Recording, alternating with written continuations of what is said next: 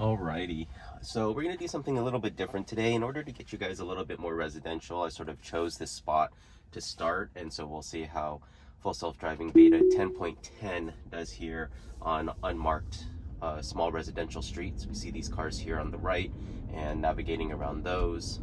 I have the camera up, the review, and the side repeaters.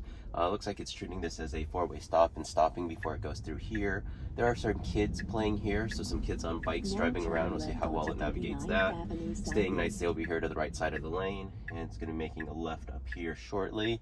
As you guys have probably seen already on YouTube, iDriver uploaded a video where FSD Beta 10.10 crashed into a small little pole.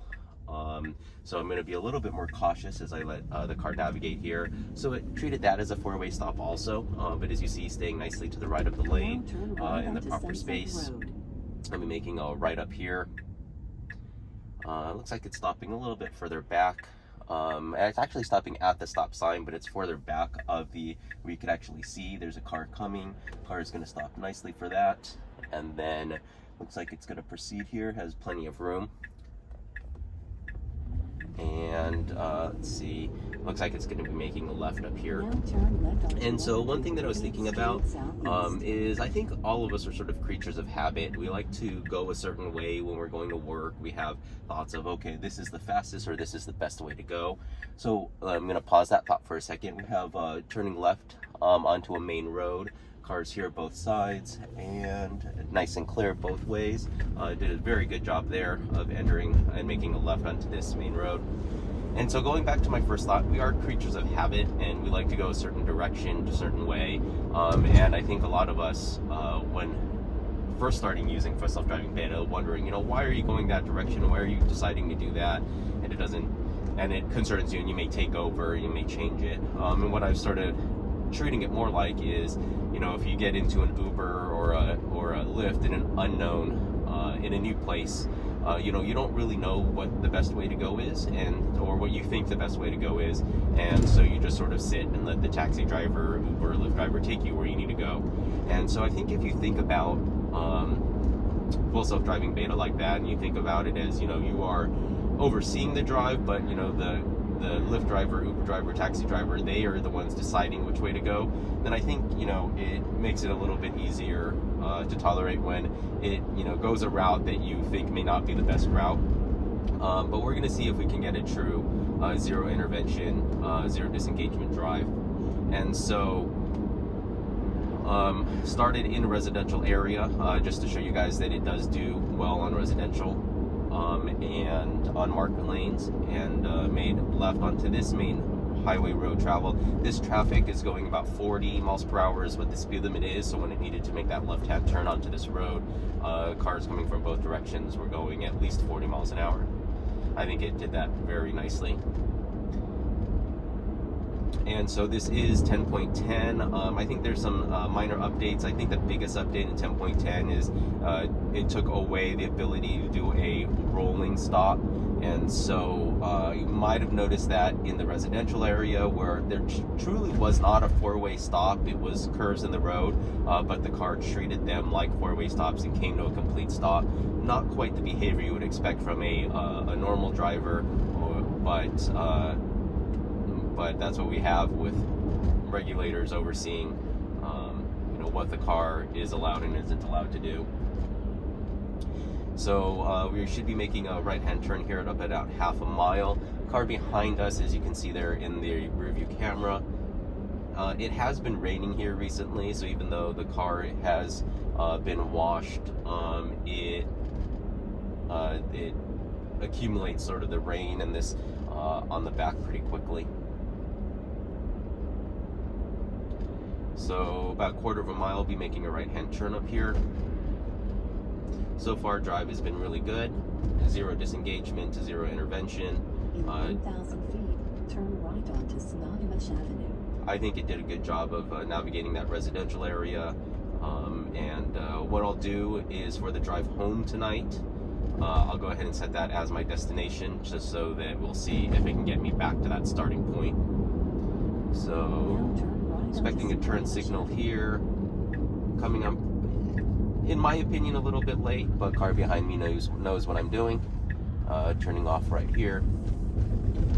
Alright, so this is 10.10. Last time I did this was 10.9, where it had sort of that weird maneuver up here. I don't have a car right behind me, so I can go ahead and let the car decide what it wants to do. A little bit of a slowing event there from 37 to 34, 36 to 34. A little bit more slowing here. There is this big pothole over here to the right, so I'm not sure if it was slowing for that. 1,000 feet. Turn left onto 188th Street Southeast. Then turn right onto State Route 9 Southeast. So up here is going to be this left-hand turn followed by the right. I was paying a little bit more attention on this main road, and I think, you know, driving the road, I can actually see more of this road than you can if you're coming out. So I'm curious to what the camera can actually see. I think I'm a little bit more confident now that the camera is seeing what it needs to see in order to proceed onto this main road. And so I will have my foot on the brake, hovering over the brake just in case. But it's a little bit slow to make this maneuver. And then slowing down, stopping. It stops pretty far back. It's accelerating. Looks like it's stopping here, and looks like we're good to go. And so did that maneuver fine. Sort of where it slows down, where it starts accelerating, slightly different than where I would do it. But from looking from the main road onto that road, I have a feeling that the B pillar cameras can actually see more than what I can see from where I'm sitting in the car turning my head left. So far so good. We've done a small bit of residential on unmarked roads. It did come to a complete stop at the turns instead of just going through them, which may be because of the 10.10 I guess recall that was done. But still, so far has made it safely.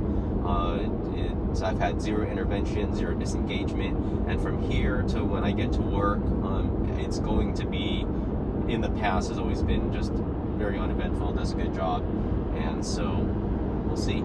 Anybody new to the channel, I always have my hand on the steering wheel ready to take over. My feet are usually hovering over the accelerator and the brake pedal. I do use both feet to drive, and so I'm able to hover over the brake and gas pedal at the same time.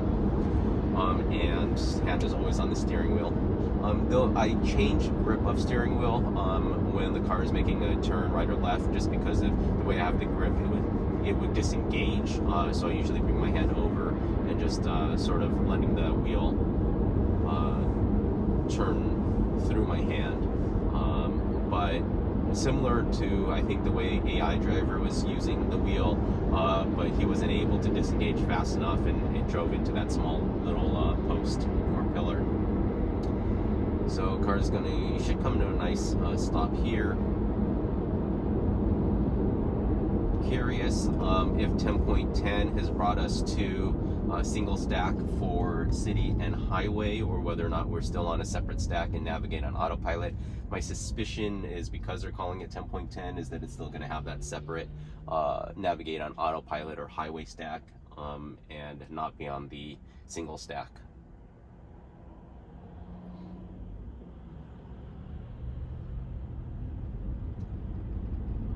Good acceleration there.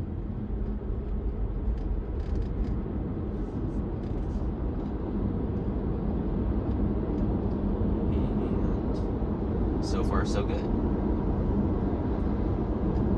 Somebody, I think, had posted on one of my other videos saying that, for my drive, it's not very hard. There's not a lot of unprotected lefts, and there's not a lot of difficult maneuvers it has to figure out. It's not entering left across a main highway like this, where there's multiple lanes of traffic going, speed limit of 45. And, yeah, it's true. But for me, where I live and what I need the car to do, it does what I need it to do. It gets me from my house to work with very little intervention, and almost always zero disengagement. And so, for my purposes, the car is doing exactly what I need it to do. Now, if you take the car, you put it in San Francisco, you put it in New York City, you put it in, downtown Seattle with the monorails, will it, be 100% and be able to be full self-driving? I don't know. Probably not from the videos I've seen on YouTube. But at least for my purposes, for what I need the car to do, it gets me to work, it gets me home. If I need to run errands, it gets me to the places that I need to run errands. And so for the location that I live in and the places that I go, full self-driving works for me. And so I'm impressed with the software, I'm impressed with the hardware. I think what it can do is pretty impressive, and so far I have not had any problems. I tend to give the car a little bit more leeway, and so I will only disengage or intervene if I think that it may cause an accident, or it may be in an accident, or it's doing something that may cause an accident. Then I will intervene and take over.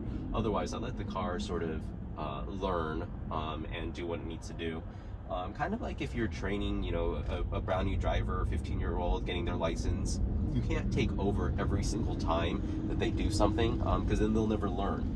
And so you let them make the mistake as long as it's not going to cause an accident, and then you go forward. And at some point, that 15-year-old becomes self-sufficient enough that you trust it to have you give them the keys and let them take the car out without you in the car. And so I kind of think of it like that when I'm sitting in the car is, yes, the car is training, the car is learning, and it may, do something that isn't quite what I would do, but hopefully it learns, and the more information input in to Tesla, hopefully they're reviewing the data enough to be able to make any fine-tune any adjustments that are made. So here, I don't know if I would move left, but we're going to let the car move left. There's no cars in this lane here for a while back. It's going to accelerate to 63.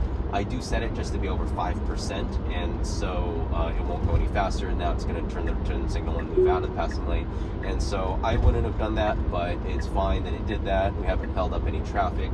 This white truck will be able to go past us here. And so if you look here and you notice the display, it does look like it's still on a separate stack for highway and city. And so this looks like they navigate on autopilot, which has been really steady, rock solid, I should say. Have not had any issues with it, and we'll see. Should be able to get us to our exit. We're going to have one freeway interchange where we're going to have to go right, and usually it makes that with no problem. Usually there are cars that are merging on at that same point, and so far have not had any issues or problems with it. And so far nice. Cars usually slow here because some are exiting for this this exit, and then some are continuing going forward for the 405 interchange. So you see the speed has come down to 58 from 63.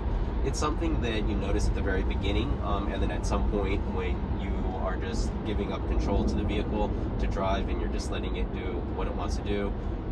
Maybe 6 months ago, if I was driving the car in this scenario, I would have gone left. I would have stayed in the left lane longer, and then merged over right further higher up, so my average speed would have been higher. And yes, it would have put me ahead of that red Tesla up there, but in the end, what I've noticed is that there seems to be sort of times that it just sort of you're going to get stuck. And you're not really saving any time. So I may save 15 seconds here by staying in that left lane and passing and getting in front of the red Tesla. But when I get off the freeway, I'm going to be stuck at that light for 45 seconds. And so that being stuck at that signal light. And so we have a takeover immediately. So there we go. So we have one disengagement there, a forced takeover. It was moving over here into the right lane, so I'm not sure why it did that. Slowed me down to 54 before I took over. I was giving it a little bit of time to see if it would recover from that, but it did not look like it was going to recover.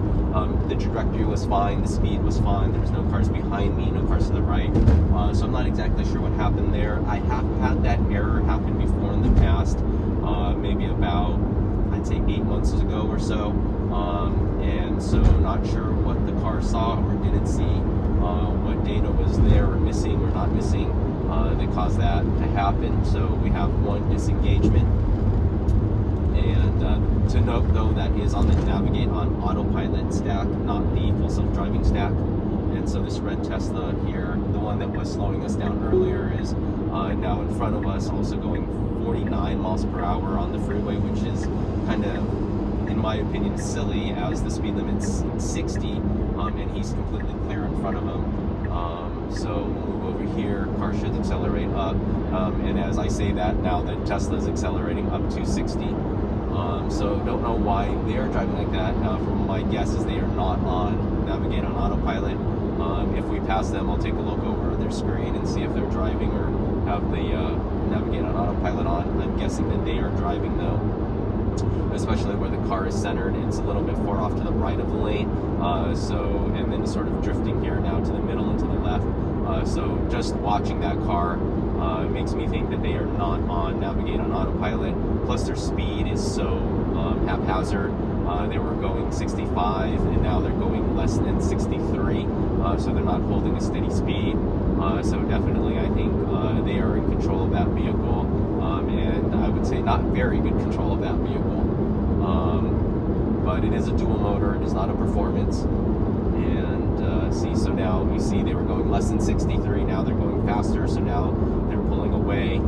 So definitely not holding steady on their speed, so definitely don't have any sort of autopilot or cruise control on. Or I guess in Tesla world it is autopilot or full self-driving.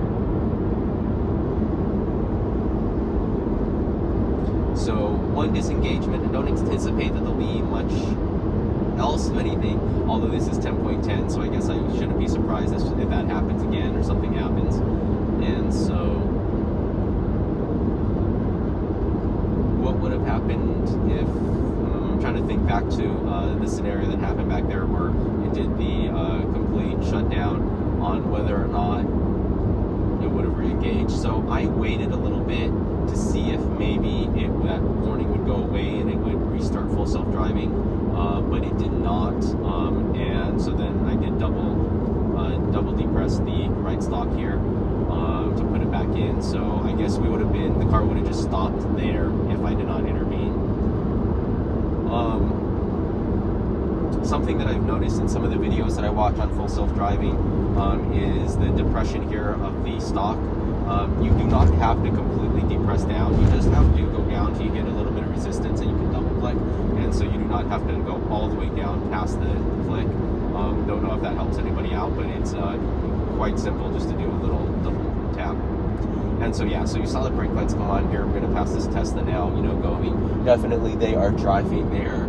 Definitely a new driver. Their seat was very far forward. Hands were up over the wheel, and the speed differential in that vehicle, its inability to maintain center of lane. I know that driver is driving and is not on full self-driving or navigate on autopilot. Have a blue Tesla passing us here on the left. Also not on navigate on autopilot, or full self-driving. So they are sort of left, right of the lane, and that merge over is not how full self-driving would have merged. See, they're far over to the right of the lane, or we're centered in the lane, and then they come back to the middle.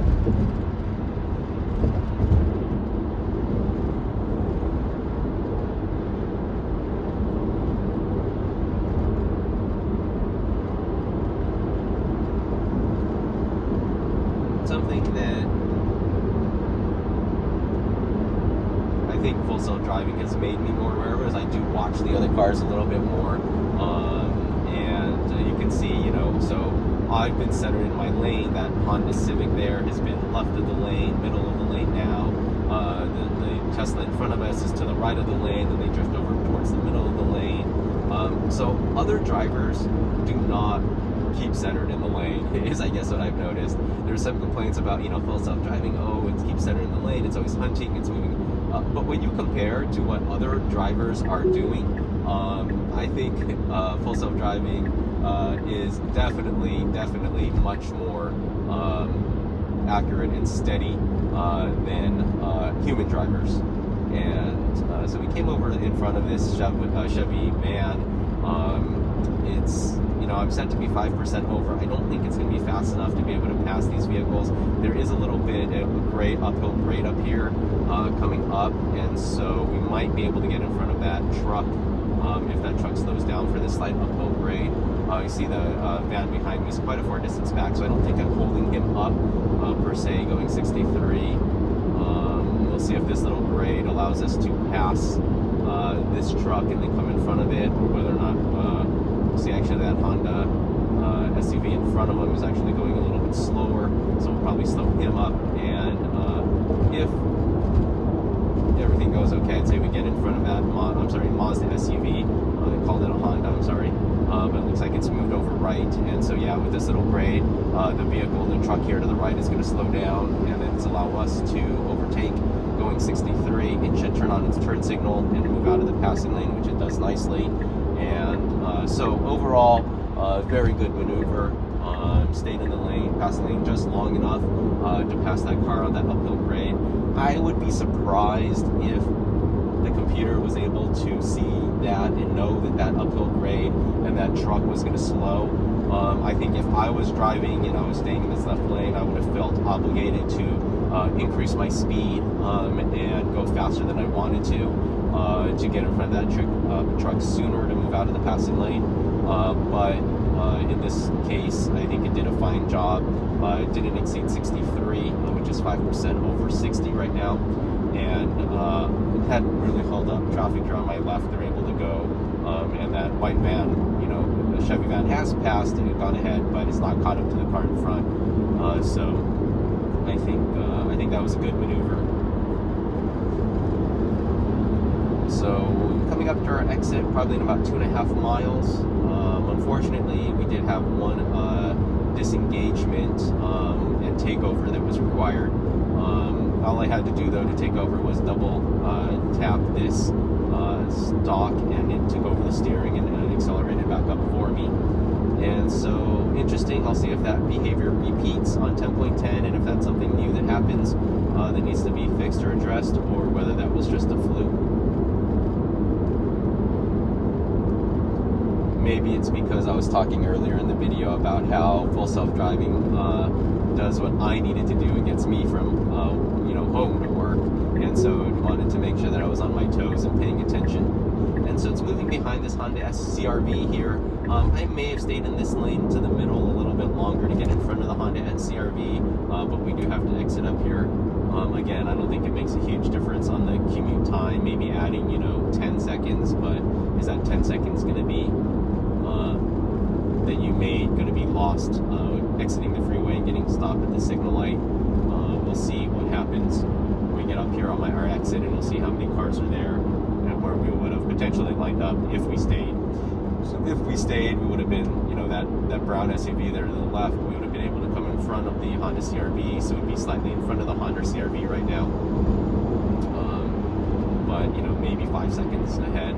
What's going to be interesting, there is a merge on from 520 onto 45 South. Usually those cars are going much slower, going maybe about 40 miles per hour, where we're usually going around 60 miles per hour. So there's usually a good 20 mile per hour speed differential. So far in the past, it's done a good job of choosing a spot where it's going to go on acceleration and deceleration. And so we're going to probably be coming in behind this silver car. So we're going to get a slowing event now to come in behind the silver's Acura and in front of the other car. And so see, we had to drop down to 37 from 60, and that was because that tow truck was coming on at a pretty low rate of speed.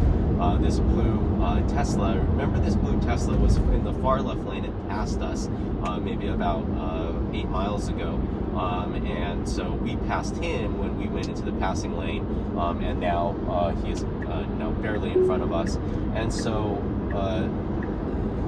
as far as minimizing drive times, something I've noticed, cars that are in the pass lane that pass us get caught, move over to the right, they get stopped and slowed down, and then in the end, from Kirkland to here, me and the blue Tesla are in the same spot. They're going to come in front of me and slow me down, which is fine. If this is the direction they're going. But see, definitely going slower than full self-driving wants to go. Full self-driving wants to go faster, but this human driver in front of us wants to go slower, so it slows us down on this maneuver. This is definitely much slower than full self-driving normally takes this exit, but this is what we contend with human drivers. And so, yeah, see, so there's a huge line of cars here going all the way up. They've probably been stopped here for a good minute and a half. And so any maneuver that I would have done on the freeway to try to get ahead, you know, to stay left, to pass cars, to accelerate higher than the speed limit, I would have been, you know, maybe a few cars ahead, but I would have been stopped here at this light anyways. We're actually probably not going to make it through this light. There is a sensor here on the ground in front of us, and right now there's no car over the sensor. The blue Tesla stopped in front of the sensor, and we were behind the sensor, and so this light won't stay green long enough for us to go through. I think if I would have accelerated a little bit and moved this my car onto the sensor, it may have given enough time for this light to be programmed to let us through, but we should be seeing a yellow, and we probably won't make it through this light. Although as I say that, it looks like it's staying green a lot longer than I thought it would, and it looks like we're going to make it through. So I predicted incorrectly, and we definitely had more enough time to make it through that green, and so yeah, we made it. So to my point earlier then is, yeah, we would have got off and would have been the same time making this turn that we're turning here, coming through this bike lane and following this blue Tesla through this intersection, having to slow a little bit more because the Tesla's driving, that blue Tesla is definitely driving slower than I thought. And this is interesting because they were on 405 South, and then they came way over, and now they're entering back on to 520 when there is a 520 interchange up there. They could have just gone off on the 520 interchange. So the fact that they came over, cut me off, turned around to get back on 520, they are lost, and they need to trust their Tesla more and allow full self-driving to work. Well, so as you see there, it's gotten me to work. We had that forced disengagement, but I'm going to turn off because I'm heading down there. Thanks guys for watching. Bye-bye.